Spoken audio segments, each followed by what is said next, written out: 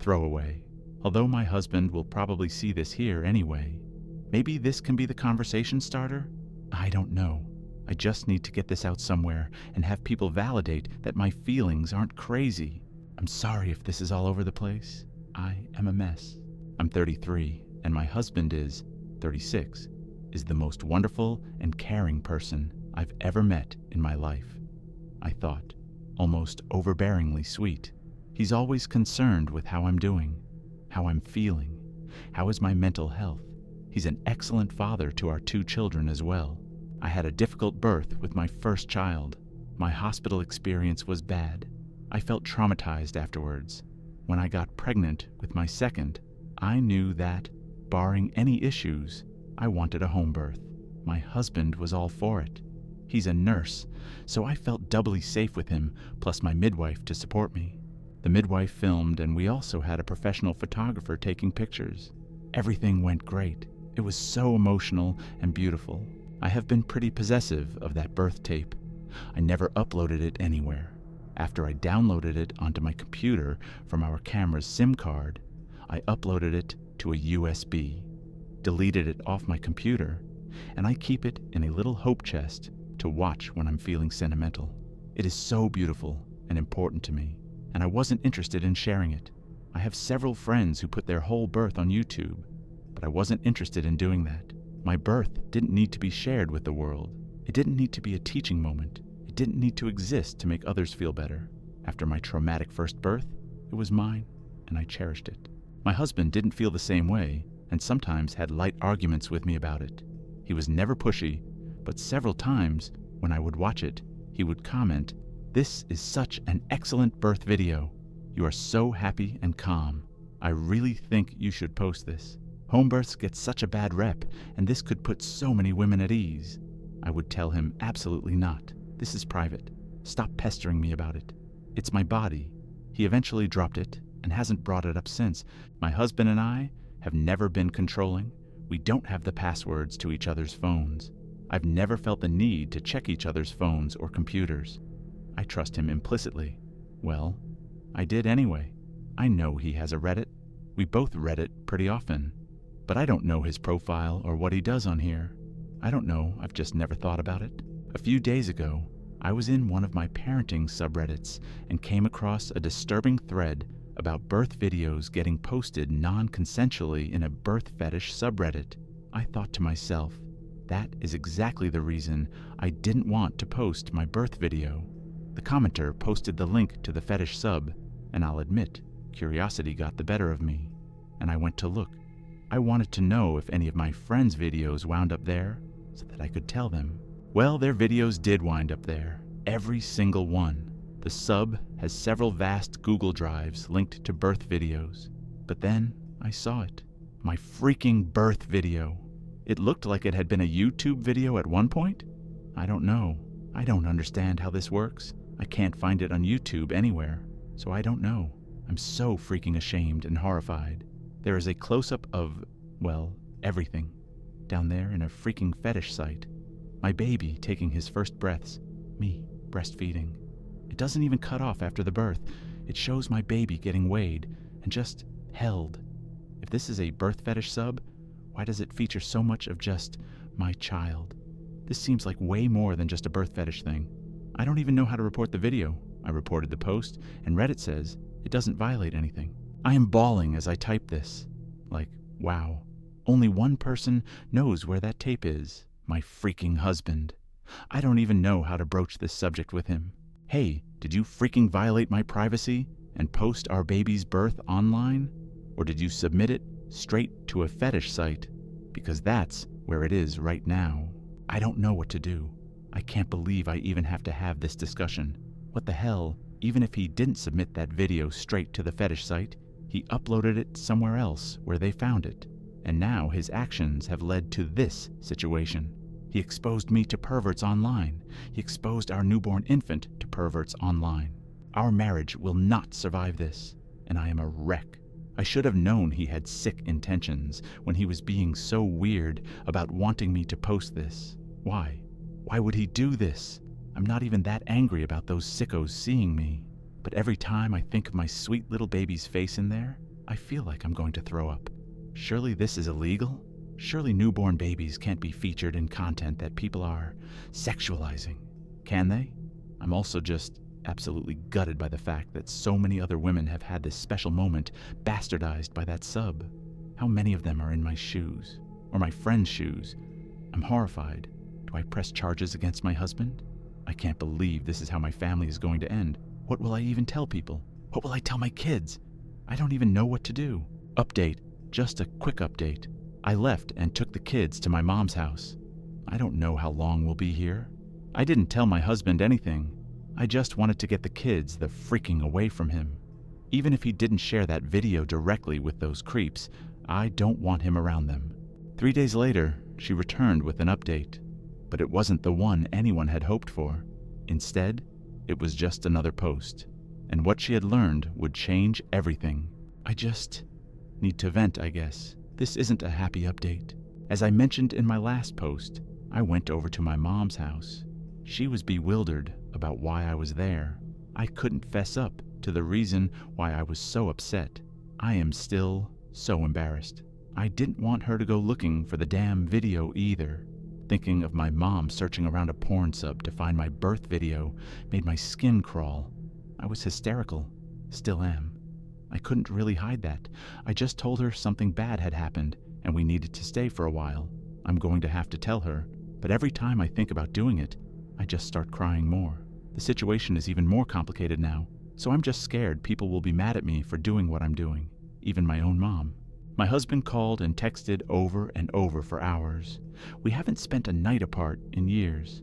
I gave him no warning. I texted him once and said we were visiting my mom and would be back later, but that I needed a break. I was worried he'd call the police, but he didn't. He continued to text sporadically, pleading with me to talk with him about what was wrong. I went back over to our house the next day, around the time I figured he'd be off work. I took one of my mom's old phones and used it to record our whole interaction. Turns out, he'd called out of work. He was so distressed.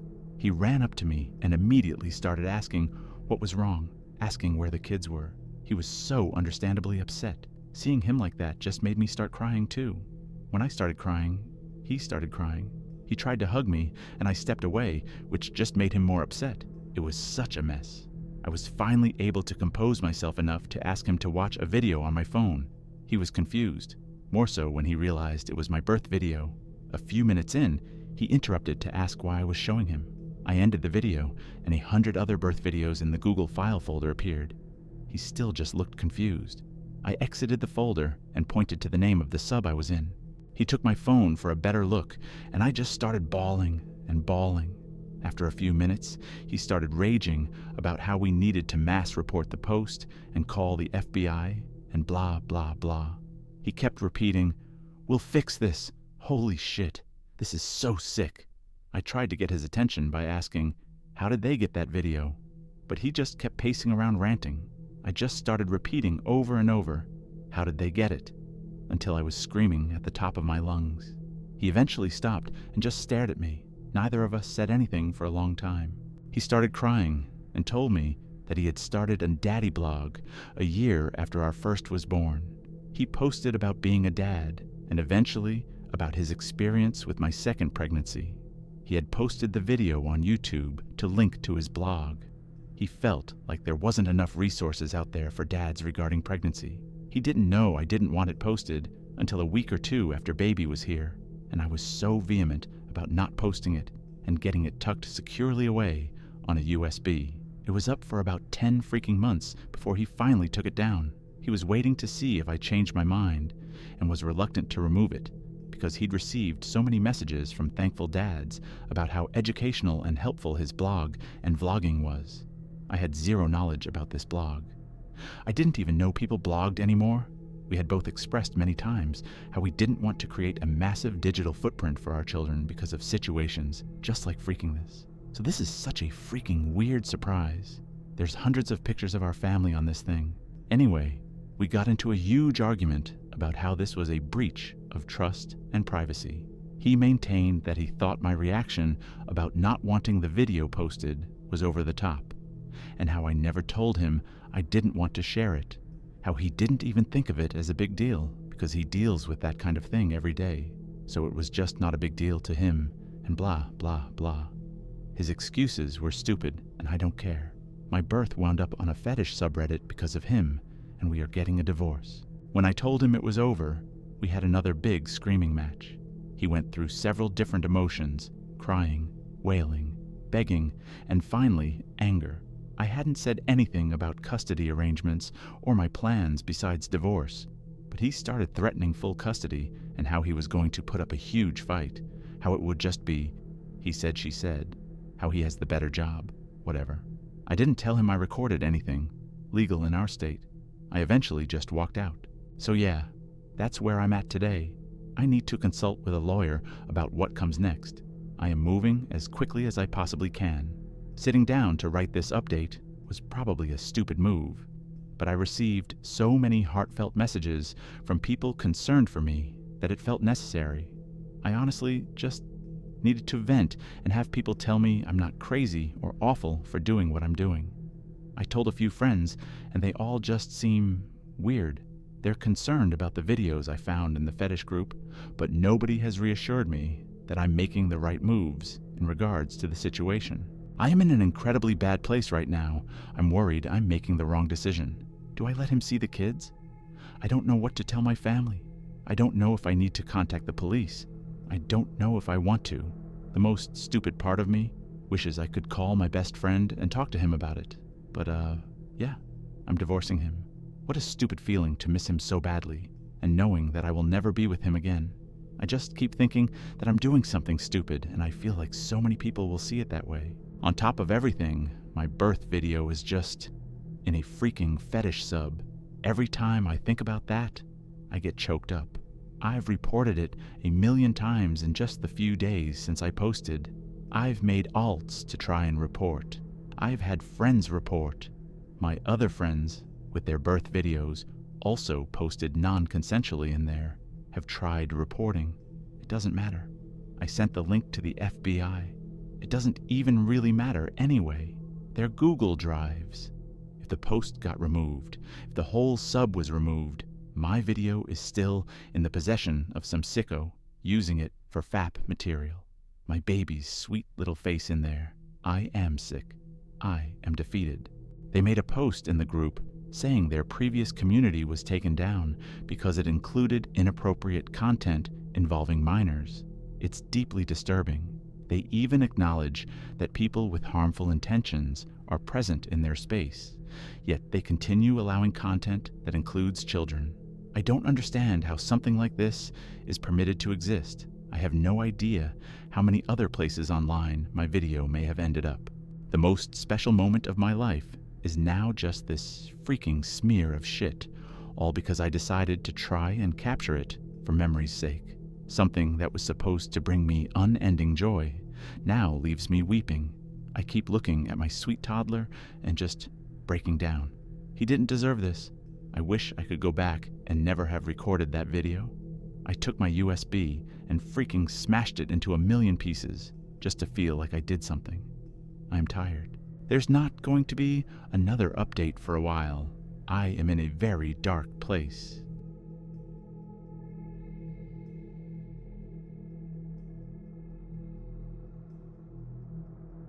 Anyone had success with private investigators?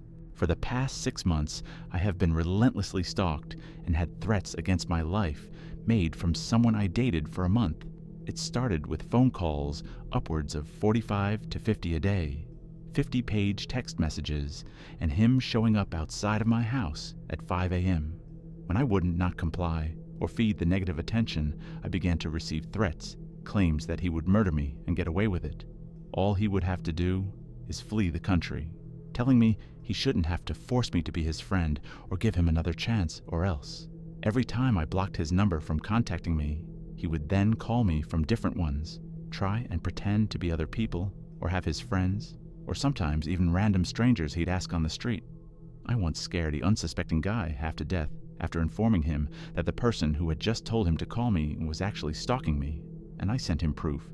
He ended up calling the police on him. He fled, of course. After about 2 months of that, I was evicted from my apartment building, due to my neighbors no longer feeling safe because of his looming presence. I then applied for and was granted a temporary protective order. A few days afterwards, I received a picture message of the note the sheriff's civil had left on the door of my stalkers, then residents, with a message taunting me that what you are trying to do was stupid and a restraining order is just a piece of paper. So ultimately, he just ended up avoiding the process server, and simple as that, I was not being protected at all. May 31st of this year, I relocated. This did not deter my stalker. He vowed to find wherever I moved to, and threatened that if he couldn't find me, he would be able to find my family, and then proceeded to send me a map of my mother's home, whom he had never met. I received a message from a woman claiming to be my former landlord, letting me know that I owed a balance on my account, and to avoid late fees, I needed to pay the amount, which I could do with the link provided in the message. Turns out it was my stalker pretending to be a woman, and the link turned out to be a tool used to grab the user's IP address when they click the link. Upon this discovery, I changed my phone number and began to systematically dismantle any trace of an online presence I once had. This action only seemed to anger him, and before deleting the profiles outright, I would attempt to block him from contacting me. Each and every time I blocked one, he simply created a new one and proceeded to contact me as if nothing had happened. 12 different Reddit accounts, 9 different Tumblrs, 10 different Instagrams, 3 Meetup accounts, 4 Facebooks, with which he changed his location to that of my hometown and proceeded to add nearly everyone from my graduating class in high school, and even 3 Duolingo accounts and MySpace. Yes, MySpace. I then received an empty package from him addressed to my former residence with the declaration, "Address correction. Requested. Do not forward." I'm assuming he thought that the post office would adhere to his requests and return the package to him with my new corrected address on it. Mid-July, he created a profile using my photos and likeness to threaten my family. When I didn't respond, he proceeded to post semi-nude pictures of me on the profile in attempt to blackmail me into speaking with him. I did not and contacted Twitter to report the account and have it removed, which they eventually did. On August 21st, 2014, I awoke around 8 p.m. to vigorous knocking and ringing of my doorbell. I look out my window to see who it is, and I was horrified to see my stalker there. I called the police, and of course, he fled once again, over 7 separate police reports filed. This incident was followed by threatening emails from my stalker, demanding that I meet him somewhere, or because he had found me, that next time I would wake up to gunshots, and that if I didn't, he would first taser you and assault you in the ass using your boyfriend's blood as lube. This past Sunday night, I woke up at 6:45 a.m. to the ringing and banging again. I proceeded to record him on video while I was on the phone with the police. He fled on foot once again, and I was hit with the same hoopla from law enforcement. Well, we can't really do much, because technically at this point, he's not doing anything wrong. Then why does he flee, I wonder? I obtained a TPO again, but I have no solid address for this dangerous person, which is why I am in dire need of a private investigator to assist with finding said residence so this person can be served. I hope you might be able to refer me to someone who might be able to assist me. I've developed insomnia, depression, anxiety, and paranoia. I am completely isolated.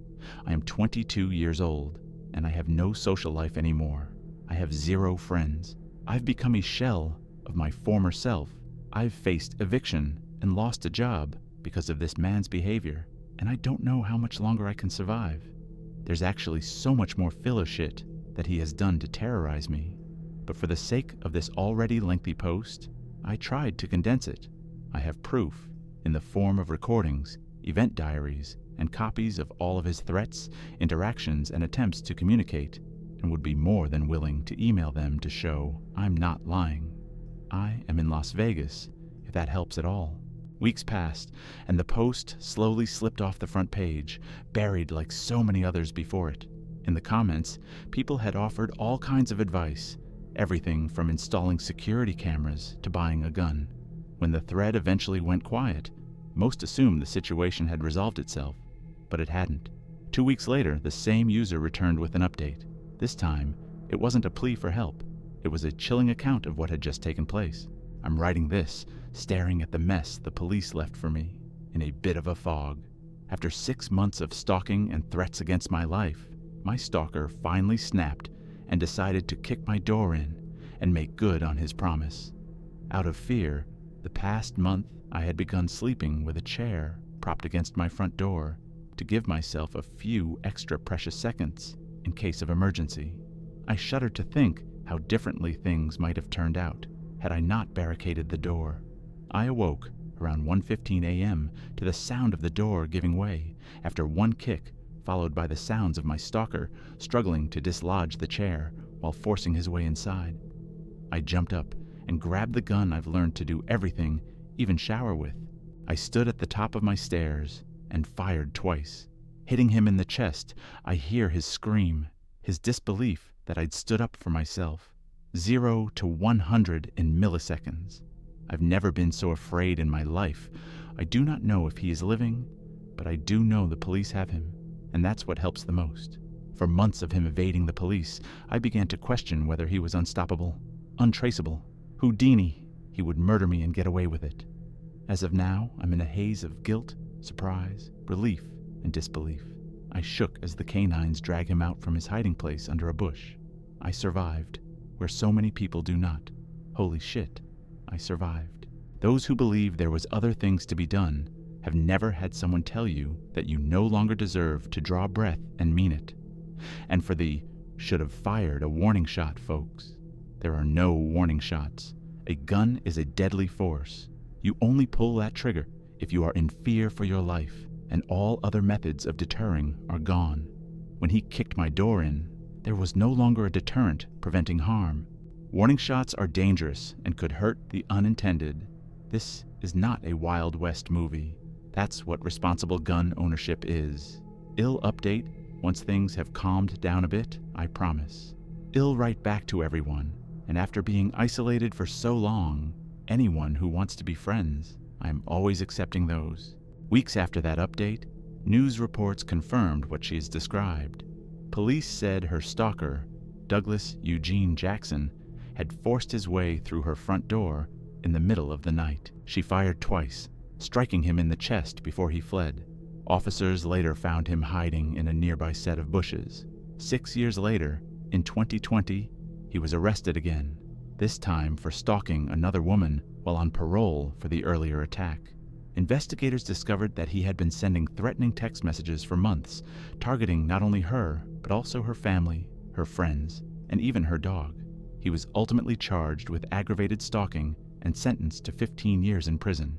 In 2023, a woman named Daisha Washington posted a video on TikTok, saying she was the same person who had shared the story on Reddit years earlier. She described how what began as a brief relationship spiraled into months of harassment, surveillance, and escalating threats. She spoke about filing police reports, moving from home to home, and ultimately deciding to arm herself when she realized law enforcement could not fully protect her. In the video, she recounted the night he forced his way through her door, the fear that gripped her in that moment, and the split-second decision she made to defend herself. Back on Reddit, her original post has since been removed, but it remains accessible through the Wayback Machine. When she asked for help, she wasn't seeking comfort or opinions. She was fighting to survive. And although she lived to tell her story, that post still stands as stark proof of how real and how immediate those fears were. Some posts aren't just stories shared online. They are written by people enduring situations most of us can't even begin to imagine. Some background info. I'm a guy in my late 20s who was taken into care aged 7. Everyone around me already knows that I was brought up by foster families because I had a crap early childhood. I deliberately keep it vague and say stuff like, I'd rather not go into it, so that people will just assume I was abused in some way, and they'll stop asking about it. The truth is that for the first 7 years of my life, I was brought up as a girl by by my psycho birth mother, who really wanted a daughter, and didn't let the snag of giving birth to a boy stop her from trying to raise one. She was a pretty successful professional in a legal field, not entirely sure what, and had me using an anonymous sperm donor from a fertility clinic. She found out I was a boy at a late ultrasound and then moved across the country. She gave birth to me at home and continued to move about until I was 5 or so. It was just the two of us all my life. We had contact with other people, of course, but they rarely got very close. I had lots of friends, but was always supervised. I found out way after that my mother's strong puritanical Christianity was a lie. She used it to explain why she was so strict about me being private and never letting anyone see me get changed or anything. I just accepted all of this as fact, having never been told anything different. I was sent to a religious school for girls and had a really great childhood. I was a bit of a tomboy and played with Lego and toy animals rather than dolls and stuff. But that's not unusual, and no one ever questioned I was a girl, even me. I knew about men and women, but had never really seen much of naked people. My mother never ever spoke to me about it, but I kinda had the impression that when I grew up and got boobs and stuff, my dick would kinda fall off or something, and I would be a woman, and other kids would keep their dicks, and they'd be men. I don't know, to be honest. I never really thought about it. Anyway, I carried on with my happy girlhood and had a bunch of friends, and everything was great until I was 7 and a teacher accidentally spilled a cup of hot coffee over me at school. The liquid soaked through my clothes and was scalding me, so the staff immediately stripped me out of my dress and underwear to get the hot coffee away from my skin, and then they found out. The cops were called and I got taken to speak with, who I guess would be social services. They asked me a bunch of questions about life at home and stuff. Meanwhile, my mother was taken in for questioning too. She refused to acknowledge me as male and insisted I was her daughter because she was, delusional and stuff. I wasn't allowed to go back home, but got put with a foster family and went through loads of therapy and stuff. The worst part was that literally overnight, I lost everything. My mother, my home, all my toys, all my clothes. I moved school, so lost all my friends. They cut all my hair off and told me I wasn't a girl anymore. It was really traumatic. The first foster home wasn't that great. They had 3 boys already, and going from a sheltered religious only child upbringing to a rough and tumble testosterone-filled environment was really difficult. They tried to force me to be masculine, and I was just too confused about what they wanted. Anything girly was reprimanded, and I felt so lost and alone because nothing I did was right. I tried to end it all when I was 11 and again at 13 because I didn't feel I fitted in anywhere. After the second attempt, they moved me to a different foster family who were awesome. I consider them to be my parents. They actually stood up for me. The first thing was that they let me grow my hair. When I got taken into care, they buzzed my hair short, and I hated it. They always had to hold me down and do it forcibly while I was crying and fighting. My new parents flatly refused to do it and said that loads of boys had long hair. They also let me quit karate and football and take up swimming and jazz dance. Since I'd been in care, no one had ever stood up for my right to choose what activities to do or how to dress before. It was amazing. In the end, I came out of it with a pretty healthy gender identity. I'm a guy, but not the most butch guy ever. But I'm fine with that. I went through school and got my degree and have a pretty good job and an amazing, supportive wife. Everything looks great, but I can never speak about my early childhood and how I grew up as a little girl.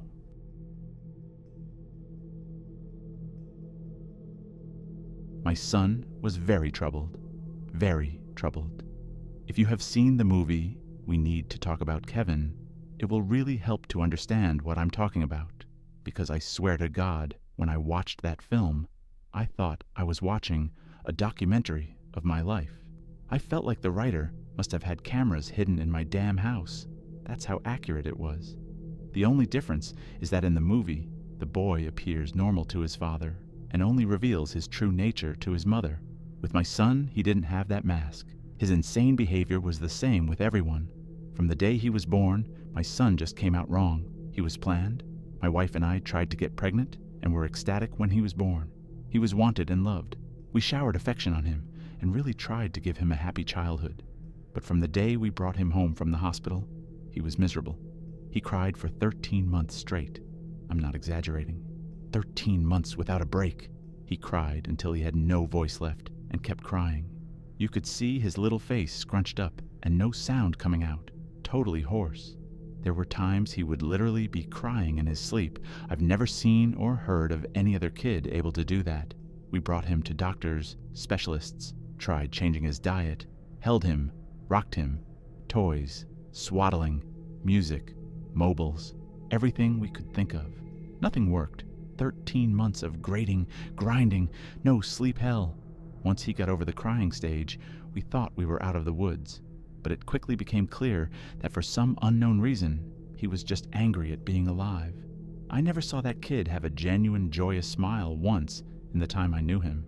I saw him grin a vicious, horrible grin many times, taking a perverse pleasure from causing pain or suffering or breaking a rule, but a smile from real pleasure at something nice?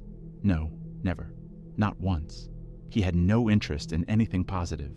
He was fueled by hate, and everything he did was bent toward that. As soon as he could walk, his mission in life was to destroy things. He would break or try to break anything that came in his range, smash it, chew it, throw it in the toilet, whatever he could. After a while, he figured out how to get his diaper off and took great pleasure in shitting and pissing anywhere he could. After a while, he figured out he could hide it and started pissing and shitting in places we wouldn't find right away, grinding it into carpets, making it even more of a problem to clean and making the house stink. When he got older, ages 9 to 15, he would piss and shit in our bed until we got a lock on our door and he wasn't able to get in anymore. Then he'd just take a dump in the hallway in front of our room. That biological warfare started around 2.5 years old, and he never grew out of it. I'll try to speed it up, as I could literally go on for days about this stuff. But as he grew older, he became more and more unmanageable. He would bite, kick, scream, scratch, and spit at anyone trying to do anything with him. He was kicked out of school twice before he was 9, then let him back in, and then kicked him out for good. He had to change schools. The next one put him in a special class that kept him away from the other students. We had to install a door and lock on the kitchen because he would steal knives and use them to gouge the walls and furniture or chase people with them. When he was 10, he stabbed me pretty good in the hip and ass. I still have the scars. As he grew older, he grew darker. He moved into setting things on fire and torturing local animals. There was a stray dog that hung out around the park near our house. My son blinded it in one eye with a barbecue fork. He would dip cats' tails in gasoline and light them on fire. He became a violent, stinking, vicious beast that lived in our house. We couldn't do anything with him. I will take this opportunity to preempt the tsunami of messages. Yes, we had the kid in freaking therapy. He saw a psychiatrist twice a week and had God knows how many different medications prescribed to him over the years. Nothing worked. Therapy didn't work. Meds didn't work. Nothing freaking worked. He was like a poison cloud of hate and fury lashing out at anything in his reach. When my son was 16, my wife got pregnant again.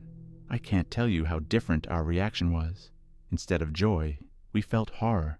This pregnancy had not been planned, and we really were at a loss over what to do. My son had been such an unending nightmare for 16 years. We couldn't take the idea of starting again from the beginning. We talked a lot about terminating, but access to abortion was not as easy in those days as it is now. And B, my wife was very against it. We talked about many options. In the end, we decided that my wife would have the baby, and if it turned out evil, we would put it up for adoption. We knew we just couldn't do it again with another child like our son. We had a daughter. She was normal. Suddenly we saw what our lives should have been like the whole time, how things would have been had our son not been himself. She laughed at things. She breastfed without biting. She didn't have teeth yet anyway, but you could tell she was just trying to eat, not tear her mom's breast off. After 4 months, she was sleeping through the night. She was happy. She was normal. I can't describe the relief and happiness that we both felt.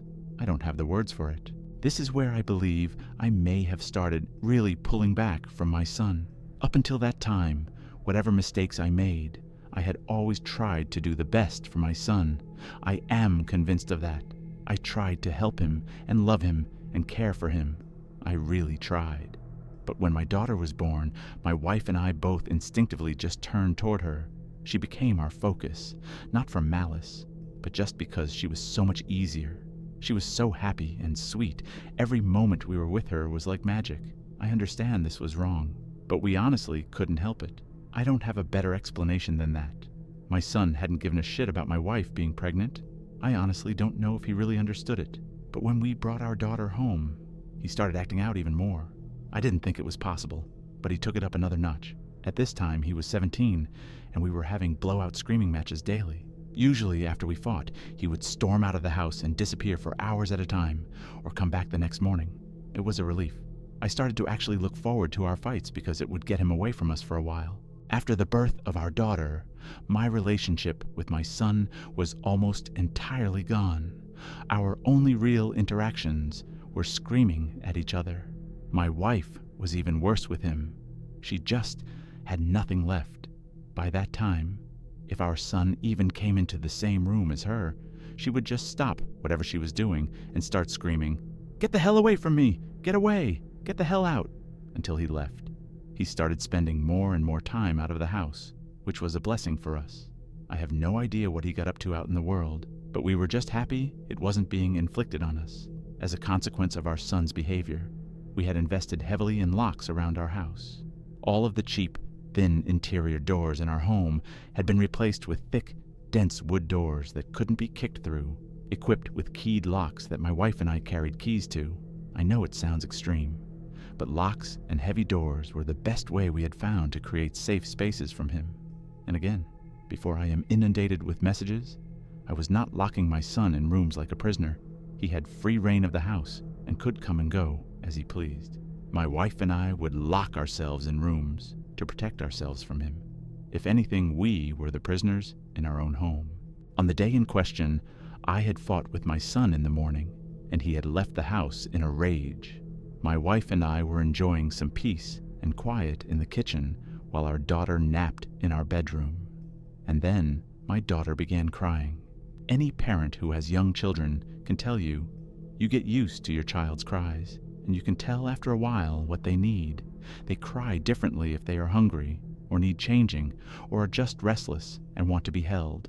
Babies can communicate pretty well before they can speak. This cry was none of those things. This cry was terror. The second we heard it, my wife and I were both up out of our chairs and running to the room. The door was locked, of course, and it took a few seconds to get the right key and get it open.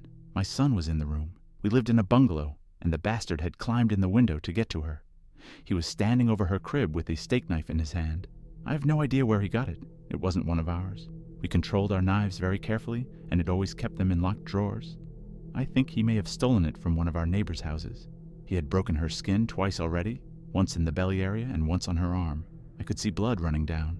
When I entered the room, he was dragging the back of the knife down her face, not cutting, almost tickling her with it, teasing her while she screamed. He looked up at us and smiled. Before I knew what I was doing, I was already moving, running to put myself between them. I didn't think about it. I just moved instinctively. Even with that, my wife got there faster. It was like a movie on fast forward. She got to our son and bashed his hand away, knocking the knife across the room, and then shoved him with her whole body weight, so hard that he flew away from the crib and bounced off the wall. I picked up my daughter and held her while my wife screamed at him. I could see her shaking, almost convulsing. I can remember the smell of the room, the sound of my daughter screaming and wailing, the look on my son's face as he stood there. Just nothing. Blank. Dead. There was nothing in his eyes, no emotion. He looked like an alien to me. I watched my wife take a step toward him. I could have reached out and stopped her, but I didn't. She stepped forward again, very close to him. I could have stopped her again, but I didn't. She waited, looking at him for maybe 3 to 5 seconds without moving, and then she punched him in the face. Now, until this point, you may have been picturing my wife as a typical woman. Small frame, dainty, delicate. This is not the case. My wife does have a small frame, but dainty and delicate she is not. Never has been since I've known her. Since her early teens, my wife has been a boxer. MMA didn't exist back then, but karate and boxing were big in those days, and my wife was a very talented amateur. She was about 130 pounds, she carried a lot of muscle, and she knew how to punch. I had 70 pounds on her back then, and I have no doubt that in a real fight between me and her, she could have and would have pounded me flat. Neither of us had ever laid a hand on our son in anger before, but something broke in her that day, and all the years of anger and pain and sorrow and frustration just came pouring out. When she hit him, his head snapped back and blood started pouring out of his nose. He hardly reacted. He just looked at her with this shocked expression like he didn't know how to process what had just happened. She waited another second, and then she hit him again. I could have reached out and stopped her. I could have dragged her out of the room, taken her away, calmed her. I didn't. I just stood there and watched while she systematically started to pound him to a pulp. Every time he brought his hands to cover one part, she would blast him somewhere else. Body, head, over and over. He started screaming, crying out, yelling for her to stop. It's the most genuine reaction I'd ever seen him have to anything in his whole life, but she wasn't stopping. I watched her ramping up, hitting harder, faster, working him like a heavy bag. He tried to swing at her and she slipped him easily. She was on autopilot, sinking down into her training. I stood there watching for a minute. Then I turned my back on them and took my daughter out of the room. I brought my daughter to the kitchen and gave her a bath in the sink. I found that he had cut her a third time on the sole of her foot. All the cuts were superficial. I cleaned her up and held her until she calmed. I put polysporin and band-aids on her cuts. In our bedroom, I could hear my son screaming, calling my wife horrible names, telling her he would cut her head off and assault her corpse. After a while, I didn't hear him saying anything anymore, didn't even hear him crying out. I assumed that he must have been knocked out, but I could still hear her beating him. That went on for a long time, long enough for my daughter to drift off to sleep in my arms. I just sat at the kitchen table waiting for her to finish. Finally, she came out and sat down across from me. Her hands were swollen and red. Her face and arms were splattered with blood. Her chest was heaving. We just stared at each other without saying anything. After a while, I asked her, "Is he dead?" She looked back at me and answered, "I freaking hope so." I nodded. That was all there was to say about that. I understood how she felt perfectly. I felt the same. I didn't know what to do, so we just sat there, waiting silently. Eventually, my wife started crying and went to go take a shower. I just stayed where I was holding our daughter. After a long while, I heard moaning and sobbing coming from our room. It turned out that my son wasn't dead. I went in to see how bad it was, and it was pretty bad. I've never seen a more merciless beating laid onto anyone, before or since. He was lying on the floor, rolling around with blood leaking out of his face, lying in a pool of vomit. His nose was squashed flat out across his face. Both of his eyes were completely swollen shut and starting to blacken already. I could see that a couple of his fingers were bent out at weird angles, and he had pissed his pants. I think he must have been missing teeth, but I couldn't see any on the floor, and I couldn't see inside his mouth. His lips were all puffed up and swollen. From talking to my wife about it later, I know now that she had systematically beaten every part of his body, focusing heavily on his legs. She told me she kicked him in the groin repeatedly till her legs got tired, and had kept beating his body long after he had passed out. When my wife came out of the shower, I still didn't know what to do about our son. I didn't know whether to call the police or an ambulance, take him to the hospital myself. I honestly didn't have any idea what to do. After a while, I realized that I simply didn't care what happened to him anymore, and we decided to just let him live or die on his own. There was an in-law suite in the basement that we had never really used, and my wife, my daughter, and I just moved down there. We simply ceded the top floor of the house to my son and locked everything down, separated our lives entirely. There was plenty of food in the upstairs cabinets, enough for a couple weeks or more. He had a washroom and bedrooms to use. We had a washroom in the basement, a small kitchenette, and a separate entrance, so we just stopped going upstairs. We just decided we were done with him. I figured we'd let his food run out and see what happened. Over the next week, we could hear him moving around upstairs sometimes. I think he just spent most of time lying in bed recovering. I went to work, watching on high alert in case he attacked me in the driveway, but he never did. My wife stayed home with our daughter. She was never out of our sight. One night we heard him going ballistic, smashing things and banging. We didn't respond. He never tried to get downstairs or get near us, though. I think he was afraid that if he got near us again, my wife might finish the job on him. After 3 weeks down in the basement, we hadn't heard anything from up above for a few days, and I ventured upstairs to the main floor of the house. The place was demolished, and there was no sign of my son. He was gone. It took months to repair the damage he had done and get the main floor back to normal again. There was food and shit smeared all over the walls and broken glass on the floor. Big holes in the drywall. He had ripped the place apart. He tore up the linoleum in a corner of the kitchen and emptied an entire foam fire extinguisher into the living room. I feel thankful that he didn't burn the house down with us in it. I'm honestly not sure why he didn't. The kid wasn't shy about lighting things on fire. After that, I lived in fear every day that he would come back, that he would ambush us out of the blue and try to kill us. We moved house about 3 years later, and I finally stopped being afraid that he would show up again, as now he had no idea where we were. I finally felt safe from him. All this happened a long time ago. My son was born in the spring of 1971. My daughter was born in '88. I'm an old man now. I'll be 70 this year, and my wife passed from cancer in 2016. My daughter is 31 now. I moved in with her and her husband after my wife passed. I've got 2 granddaughters, and they are the joy of my life. I see a therapist a couple times a month to talk about all this. I don't know where my son is. The last time I saw him was when he was lying on the floor of our bedroom, bleeding and smashed. I haven't heard from him since he left, more than 30 years now. I don't want to. I carry a lot of guilt from that time, and a lot of conflicted emotions. I didn't beat him myself, but I allowed him to be beaten, and I thought he deserved it. I was happy it happened.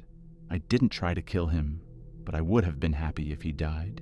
I will say that I do hope he was able to overcome his demons and go live a normal life somewhere. If he wasn't able to do that, if he stayed the way he was, then I truly do hope someone out there killed him. When I knew him, he was a rabid dog, and whichever way it went, I just hope he isn't still out there hurting anyone else. It's impossible not to feel a deep sense of shock and disbelief after reading this post. The suffering this family endured is almost beyond comprehension. From the relentless, months-long crying of their son as an infant to his escalating acts of violence and cruelty as he grew older, every detail paints a picture of a household living in constant fear. Yet beneath the horror lies something even heavier, profound sadness. This was not a family that ignored the problem or failed to try. They sought therapy, psychiatric help, medications, every resource available to them. Despite their efforts, nothing seemed to change the trajectory.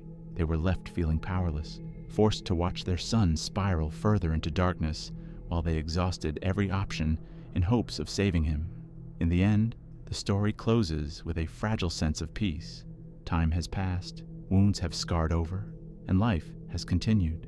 It's not a happy ending, but it is, at the very least, a survival story.